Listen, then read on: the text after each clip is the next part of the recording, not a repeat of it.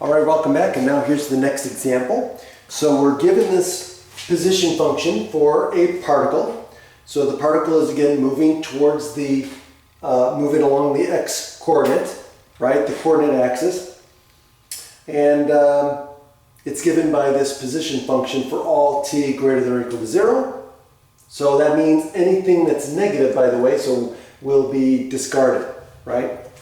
So now we want to find v of t. So we want to find the instantaneous velocity. So how do we do that? We're just going to take the derivative, and I'm going to keep writing this out so you see it. You don't have to keep writing it out, but I'm going to just for instructional purposes. Okay? So remember, velocity is the derivative of the position function, which is then going to give us 3t squared minus 18t plus 24. Okay? So again, I'm not going to explain how I did that. You should know how to do that by now using the different derivative rules. Okay? All the shortcuts.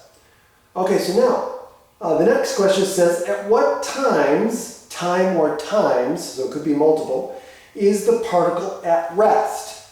Okay, so that means, when is the particle at rest? When the velocity is 0. So now what I'm going to do is I'm going to set this equal to 0 and solve for t. Now here's where I'm going to use the AC method or decomposition. So 3 times 24 is 72. Okay? So we want two factors of 72 that give us, that add to negative 18. And the reason why I say add is because in order for this to be positive, in order for the product to be positive and the addition to be negative, they have to be both negative. Okay? So we want two negative factors of 72 that give us negative 18. Okay? So, what is going to do that?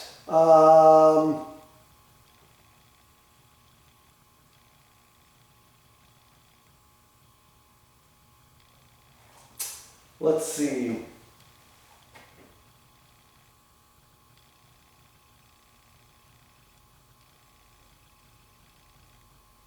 Will 4 times 13 work?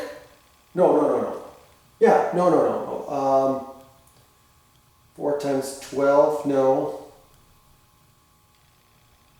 Let me think. Two factors of 72. So 2 factors of 72, let's see. Well, 2 and 36 won't work. 3 and, 72.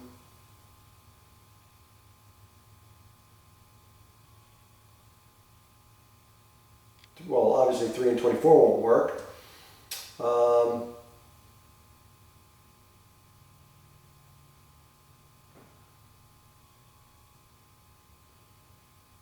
4 and 18. Let's see, 4, no.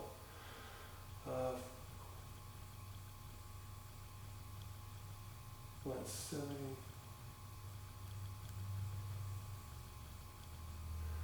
No, 4 and 18 won't work.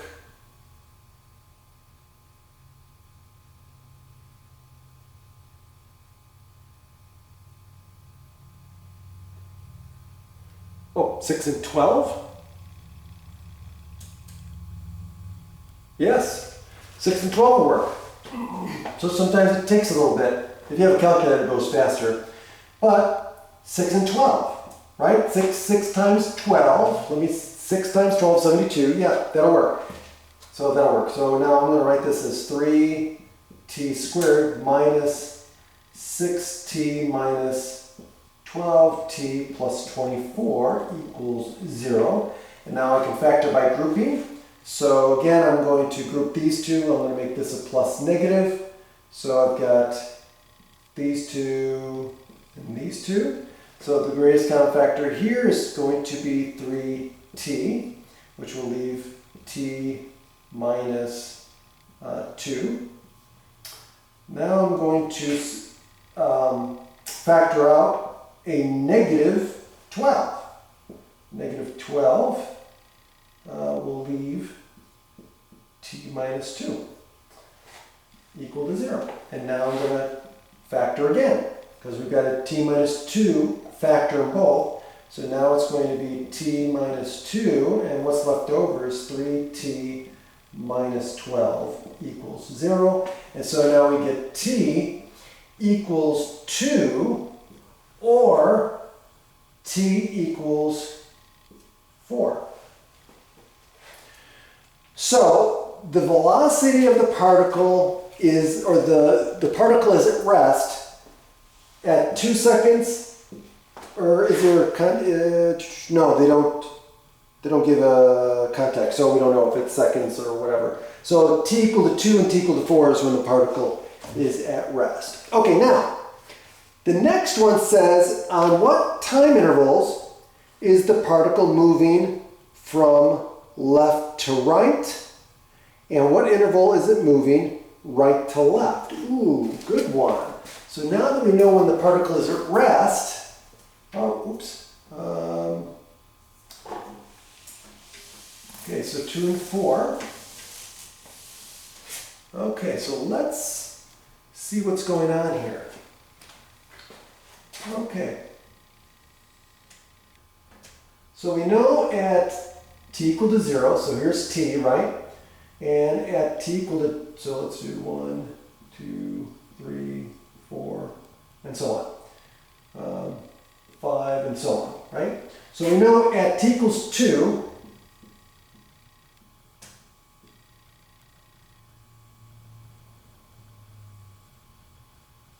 the velocity is 0, right? So it's at rest at 2 and 0.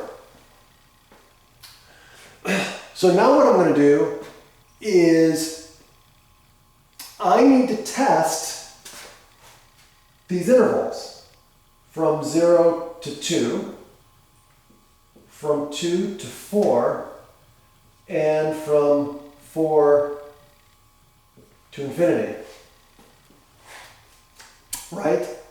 Because if the particle is going to change direction, it's going to be at either one of these. And since those are the only 2 points where the particle has stopped, right? And the only time a particle would stop is if it's slowing down and then either speeding back up in the same position or changing directions, rather. If it's speeding up in the same direction or if it's changing direction. So guess what? So now we've got 3 intervals to test. And so what we're going to do is we're going to plug a test point. Because again, it's going to be acting the same way in each interval. Okay, so let's choose a test point. So let's choose 1 here, 3 here, and 5 here. Now the best part about this is we already factored this thing out, so this will be easy to find out whether the velocity is negative or positive, right? That's really all we need to know as far as direction. We don't need the magnitude. All we need to know is whether the velocity is negative or positive. If it's negative, we know it's going right to left. If it's positive, it's going left to right. So now, remember, what was the factors? T minus 2 times 3t minus 12. Right? And we know that that is equal to 0. But now, we just want to know when it's positive or negative. Okay, so now we don't need this. So now all we're going to do is we're going to put in our test points 1. So if I put in 1 here, what happens? If I put in 1 for t, this is going to be negative, right? And if I put in 1 here, this is going to be negative. Well, negative times a negative is positive.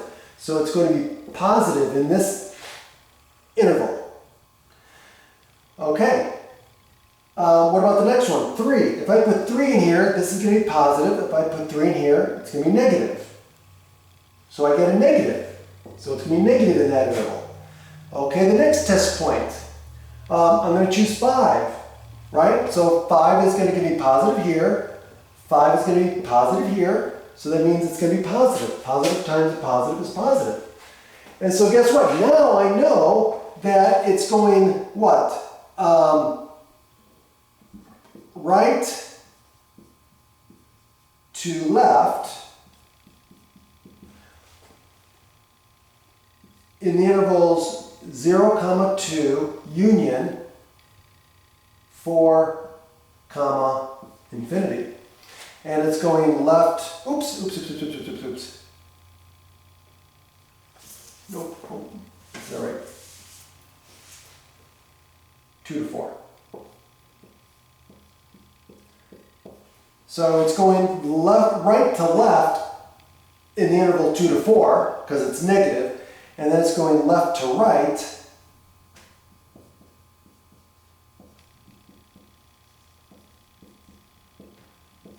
from 0 to 2, union 4 to positive infinity. All right, now the next one says, use this information obtained to sketch the path of the particle along the coordinate axis. Okay, great. Now, so all we have to do is look. So, if we draw the number line, right, because it's on the coordinate axis, it starts at 0. So let's just duplicate what we have. Okay, 1, 2, 7. All right, so what happens? From 0 to 2, it's going positive direction. So what happens? At 2, it stops and goes the other direction at 2 seconds.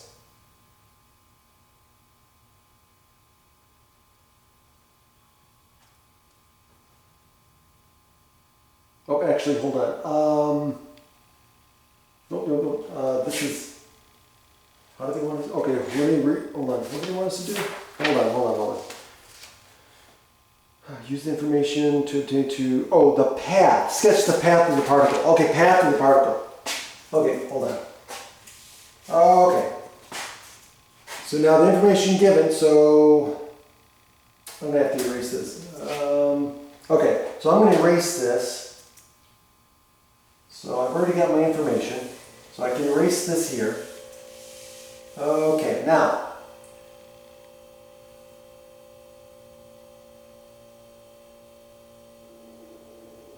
Okay, so now, notice from 0 to 2, okay, so at 2 seconds, what's the position? Or at 0 seconds, what's the position? Okay, so let's get some information here. S of 0 equals what? 4. S of 2 is equal to what? Well, it's going to be 8 minus 36 plus 48 plus 4, right? So I just stuck in 2 here, okay?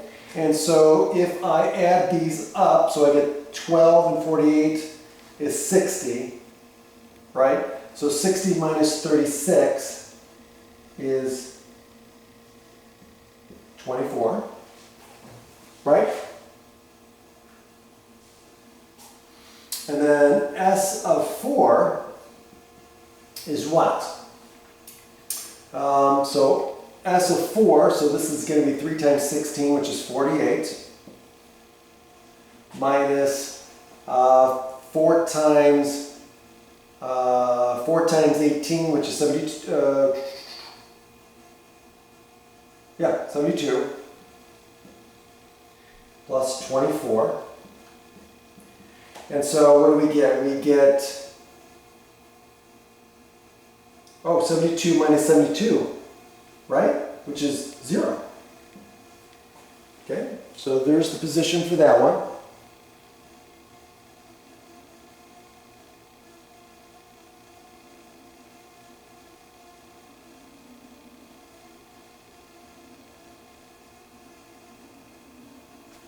No, that doesn't sound right. That doesn't, hold on. I made a mistake somewhere, it doesn't. 4, 16, 3 times 16. Oh, that's why. This is 56, not 48. Is that right? 16, so 4, 16, 30.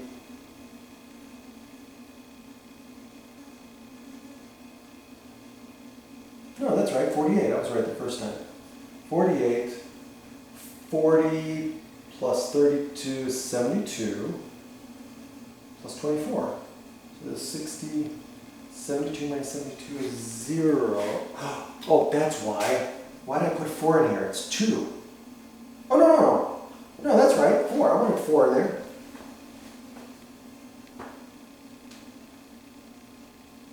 Oh, because I'm looking at the wrong one. Jeez. Be careful. I was looking at this one. I had to do this one. That's why it wasn't making sense. Okay. Okay, so now it's 4 cubed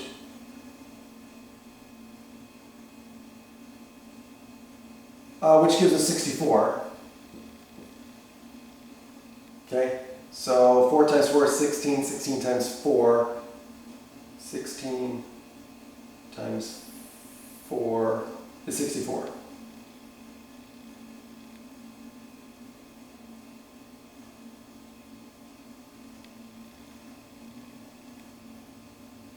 And then minus 16 times 9. Well, that's going to be 128, right?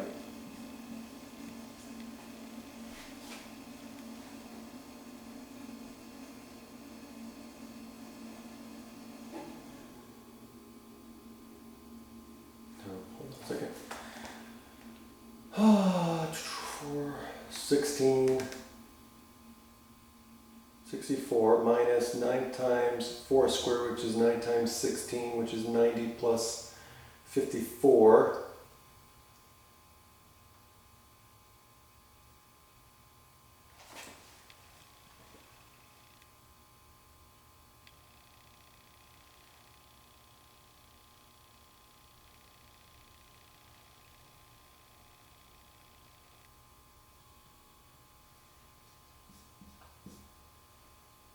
Plus 96, right? 4 times 24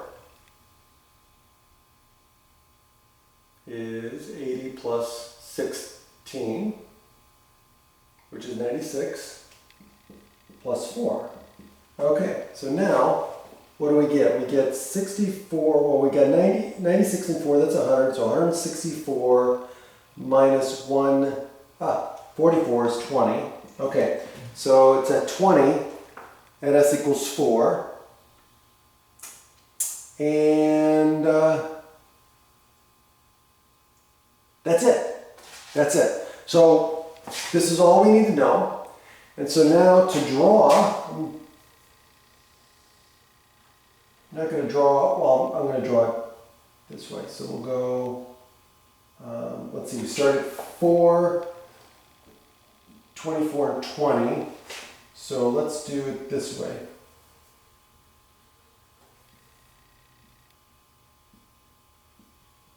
Okay.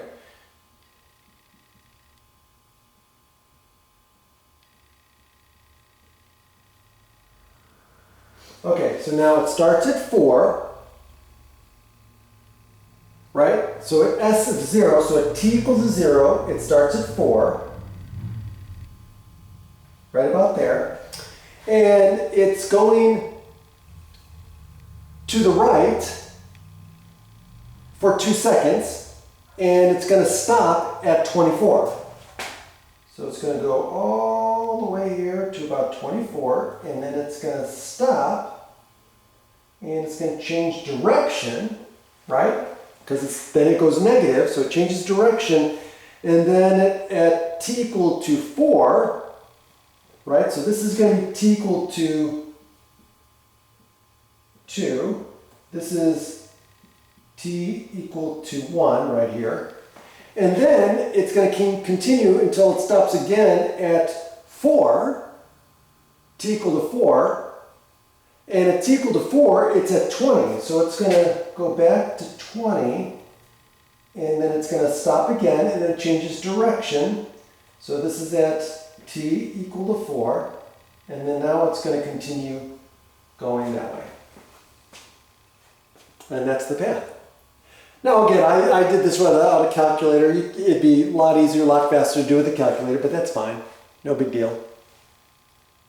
Have a great day.